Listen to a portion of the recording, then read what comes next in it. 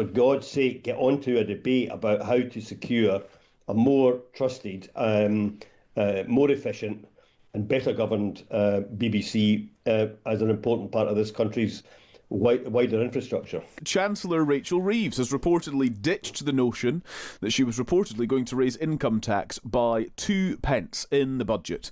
She was considering breaking Labour's manifesto pledge, but seemingly has backed down over fears it would anger MPs and voters. And now reporting is gathering pace this morning that she has in fact received an improved fiscal forecast from the budget watchdog, putting the fiscal hole at around £20 billion, which has also contributed to all of this. Let's have a listen to Isaac Delestre, Senior Research Economist at the Institute for Fiscal Studies, who believes the Chancellor's options do remain limited. It is worth noting that if the Chancellor does need to raise a lot of revenue, and we don't know yet how much she is going to need to raise in order to meet her fiscal rules until we see those OBR forecasts, but if it is going to be a large amount, then it is difficult to do that without increasing some of the largest taxes in the UK. Meanwhile, the BBC has apologised to President Trump over the Panorama edit, but rejected his demand for compensation. In a letter to his legal team, the corporation argued the programme wasn't broadcast in the US, it didn't cause him material harm and wasn't intended to mislead. Patrick Young is former Chief Creative Officer at BBC Television and chair of the British Broadcasting Challenge. We asked him if the BBC is making the right call. The BBC have taken the right approach. They have apologised for the edit, and they've said they do not believe he has a case in law that warrants them paying him any compensation. If he does have a case in law, he should prosecute it. And resident doctors begin their latest strike. They are now 2 hours into it, in fact, of 5 days' worth of industrial action over pay, of course. Polling by the Times suggests only a third of doctors actually back the walkout. Here's Dr Emma Runswick, Deputy Chair of the British Medical Association, telling Times Radio Breakfast what resident doctors are hoping to achieve. We need urgent expansion of training jobs to make sure that patients get the care that they deserve and that doctors can stay in the NHS. And then we need to be able to keep those doctors in the NHS by paying them appropriately. It's both a jobs and pay issue, and we want to see that solved working with the Health Secretary. Well, as ever, you're a crucial part of the conversation. So get in touch with us with your thoughts. You can text us 87222. Start your message with the word Times. You can email studio@times.radio or send us a WhatsApp 0333 003 2353. Let's get into it then on this apparent U-turn by the Chancellor, who seems to be reversing plans to raise income tax. Jack, is this, how would you describe this? Is it weakness? Is it strength? We have talked so much about potential measures in the budget.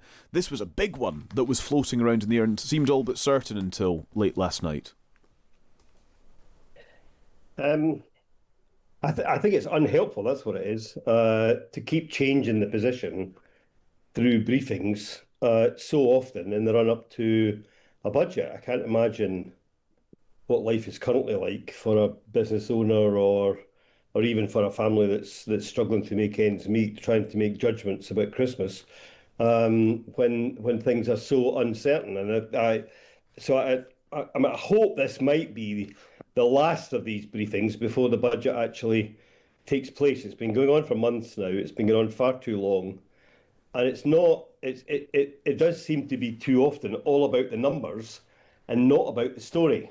I think ultimately a budget should be about a vision for the country, a sense of purpose, a series of fiscal and other measures that are directed towards an outcome, and then some reassurance that the numbers actually add up.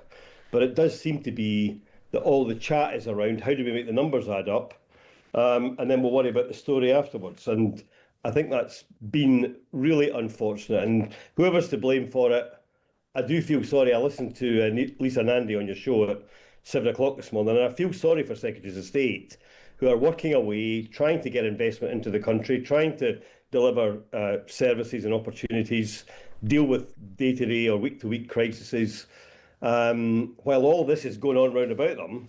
And I just think the Treasury could do with a period of silence.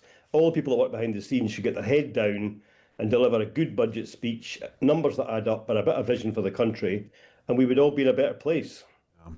it's the changing of minds, Nikki, that it's really difficult. And Lisa Nandy also kind of said, oh, well, the speculations, the media, and I really dislike that, because these journalists work hard to be able to bring readers and listeners what is actually going on with the budget. They're not baseless claims. These are well-sourced, well-founded suggestions as to what's happening.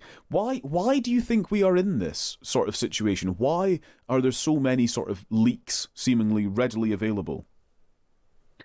Well, so I entirely agree with Jack's final point, well, all of the points, but the final one, which was, a period of silence in the Treasury would be much appreciated. I take your point, Callum, which is that the media, of course, journalists are there, very talented journalists, to find out what's going on.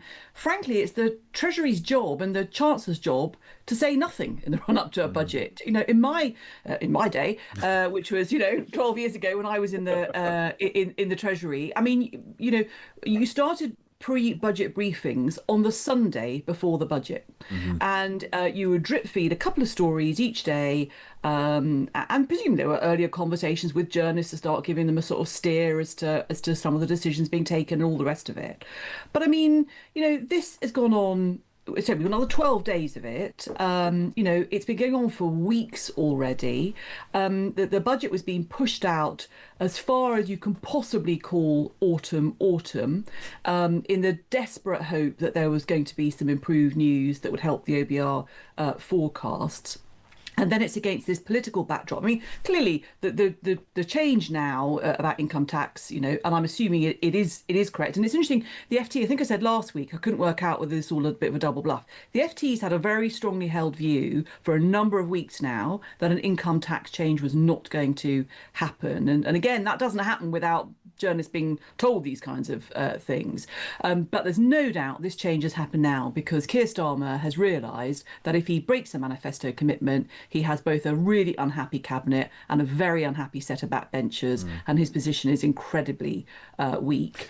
And the Chancellor would be, should be weak too. But so it's not coming from a position of any kind of strength. Yeah, and I suppose, Jack, actually, one analysis of this is if they were to do what is also being reported this morning, which is to continue the freeze in thresholds or even lower tax thresholds in order to bring more people into higher rates of tax, that actually they'd still be kind of breaking the spirit of their manifesto pledge, wouldn't they? I think that also brings more people on lower wages into paying tax. It comes back to my point about there being a purpose to this. To me, a Labour government should have budgets that are designed to grow the economy and create good jobs for people, well-paid jobs, so that people can be independent, look after their families, and develop careers. They should be about efficiently run but well-supported public services. And in the modern world, I think they should also be about protecting the environment and dealing with all the issues around that, which fiscal measures make a significant contribution to.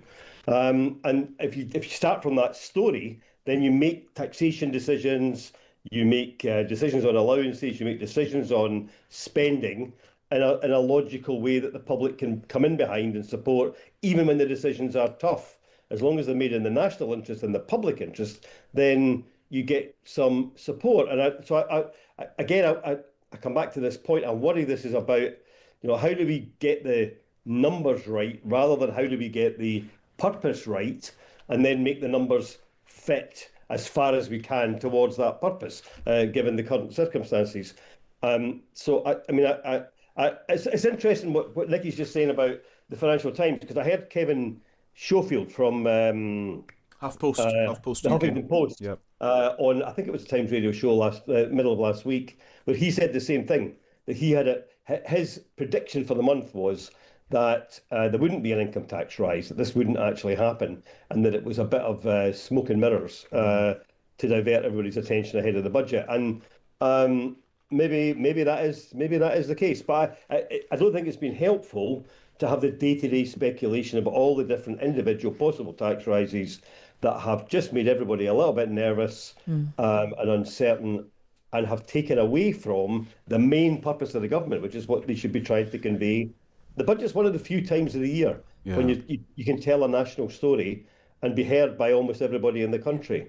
There's very few times in the year when you can do that. And there's a lot of pressure on now to try and recover this debate. And I would say on that actually there's a real risk that this U-turn causes confusion, because actually, as of the last couple of weeks, people have kind of baked into their thinking that an income tax rise is on the way, and you've kind of got to undo that now, even though it might be kind of part of what people are thinking and but that expecting. might be positive. People might think that's good. Gosh, I thought it was going to be awful, and actually it's not going to be as bad. But the thing is, yes, exactly. But I agree with you, Callum. I mean, again, it goes back to the terrible handling overall of this. You march people up and everything else up a hill about income tax rises, and people begin to think, how would I explain reaching a manifesto commitment to my constituents? And then it's not there. But the thing is that the government bonds, UK government bonds, are now being sold off this morning because the market is deciding that this government isn't capable of making what they call the tough decisions for the country that Rachel Reeves stood up and talked about herself. I mean, it wasn't just somebody else talking about this on behalf of the government or a government spokesman. This was the Chancellor 3 weeks before her budget talking about, I will make the right decisions. And the markets took from that, okay, yep, they're determined to get, debt under control and spending and everything else. And that's now, the signal is now that's not the case. And that just makes government borrowing more expensive, which means more on interest payments and less on public services. Let's move on and talk about the BBC, who've obviously had quite a tricky week. They were given until today, I think it's 5 o'clock this evening, to respond to Donald Trump's threat to sue them for $1 billion unless the corporation issued a retraction, an apology and compensate him over the splicing together of those two bits of his speech on January the 6th in that panorama. Well, the BBC has decided to apologise, but they have said they will not be compensating him in any way. Jack, do you think the BBC has got this right? Well, I think they should follow their legal advice, basically, and if the legal advice says that they can challenge this, then they are right to reply in that way. If the legal advice said that they were going to have a problem in court, then they should try and make a settlement as quickly as possible. I think they're right to apologise. I think this is yet another example of organisational defensiveness rather than openness and transparency and humility. And I think the BBC is, it is a really important national institution for this country. It's really important for the people of the country. The future of it needs a major public debate because of the what is talking about smorgasbords, the smorgasbord of media opportunities and outlets and news outlets that there are now in our country and elsewhere.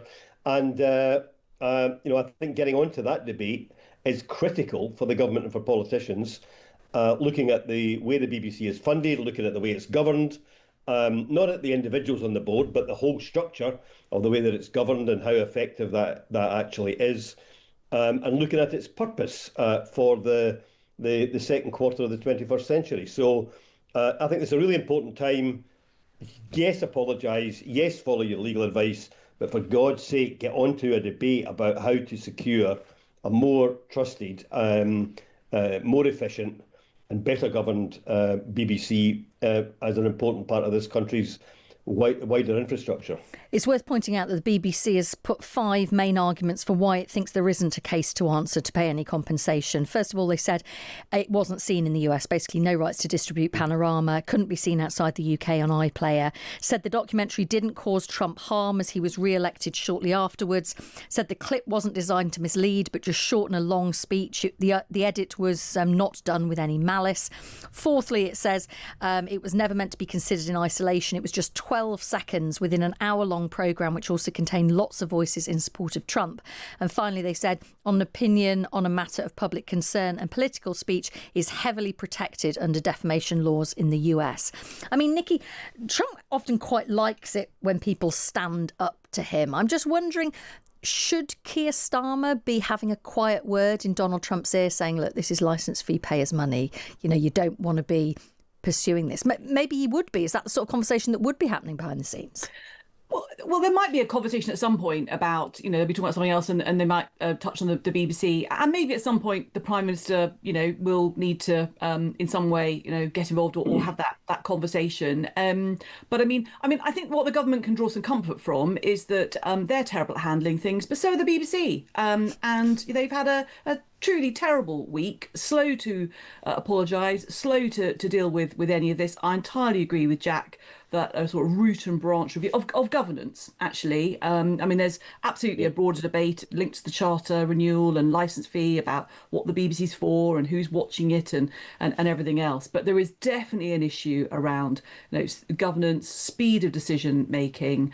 Look, when I was a baby lawyer, I did a training seat in libel law, and I can absolutely understand why the lawyers have pushed back. It's the grounds that you would argue, for defamation to succeed, you have got to show you've got serious harm to the reputation of, in this case, Donald Trump, and that would be a difficult thing probably for them to prove, his lawyers. So he's going to rattle the cages, definitely. And I think probably a lot of the time he has been successful in the US in getting damages, but a lot of this is about just sort of massive warning shots, which is do not try and do this again. And hopefully the BBC have learnt their lesson, and apology and explanation will be enough to head off action from the White House for now. But then there's some bigger lessons for the BBC absolutely to learn, and around sticking to their own editorial guidelines.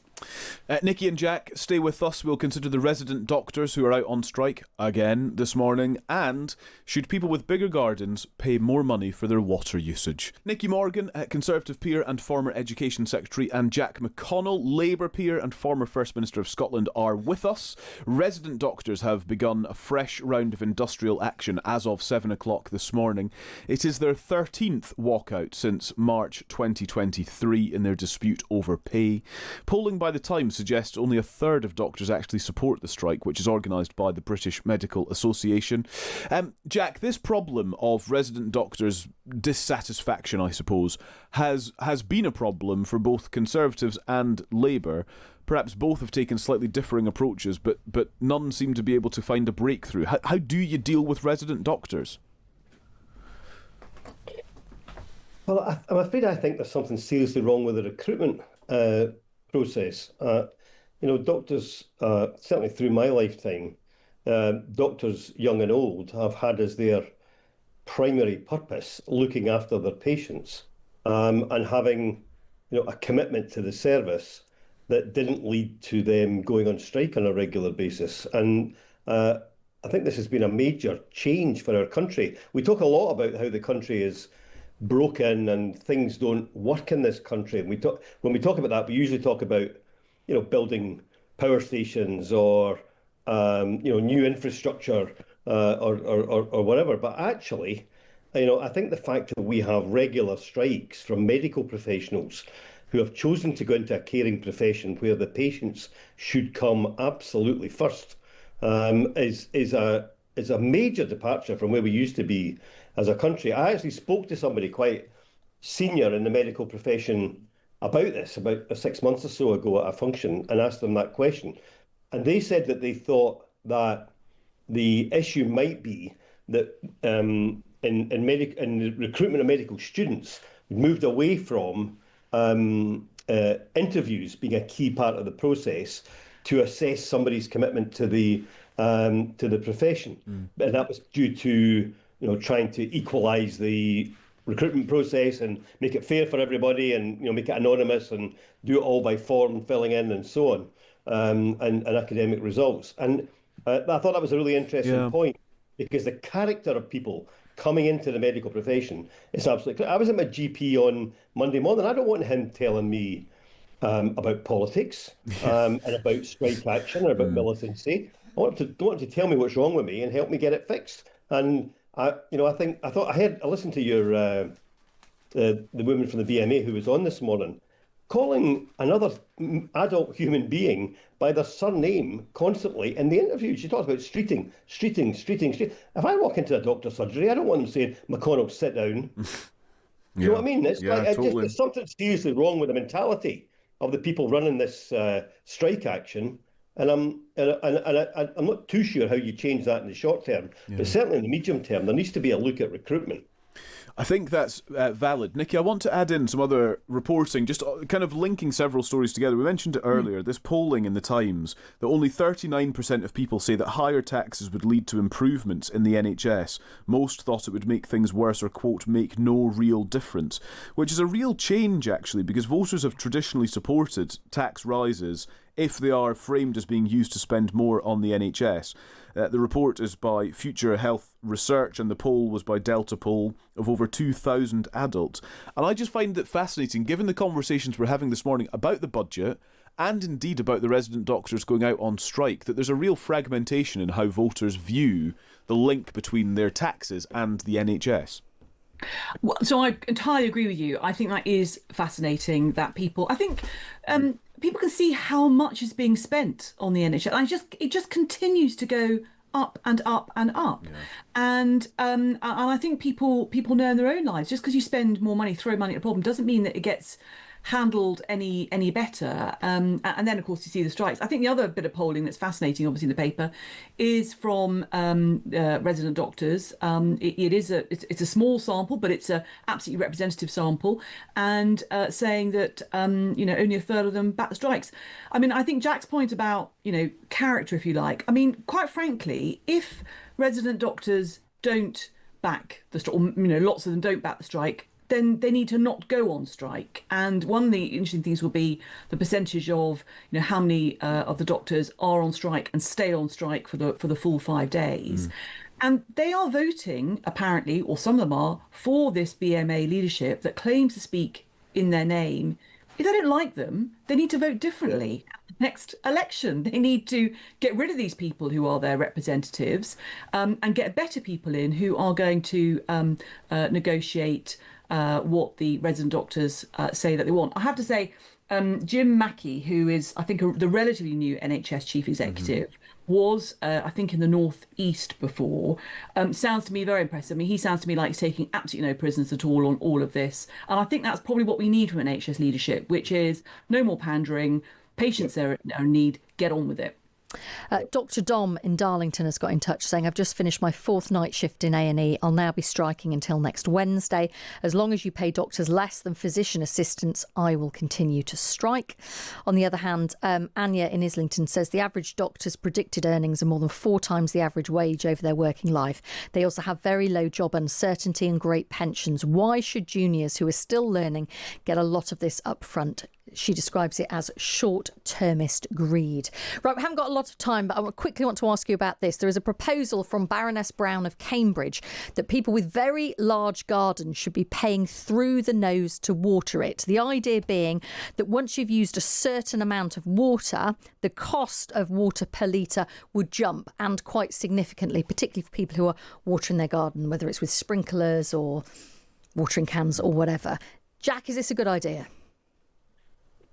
I think in principle it sounds like a good idea. My worry is that what we might end up with is people even more often concreting over their gardens in the way that we've seen a lot over recent times. Because I think gardens and nature is really important. So I think it would be a balanced judgment whether you would create an incentive for people to stop having good gardens, if you see what I mean. So I would rather increase the rates on big properties that have big gardens, but encourage people to actually keep the garden fresh and healthy.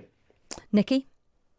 Yeah, I think there's some merit in this, and I do think that overall probably we don't appreciate generally how much our water is costing us. I mean, actually compared to other utility bills, in many cases it's very reasonable. Depends obviously which company you're with.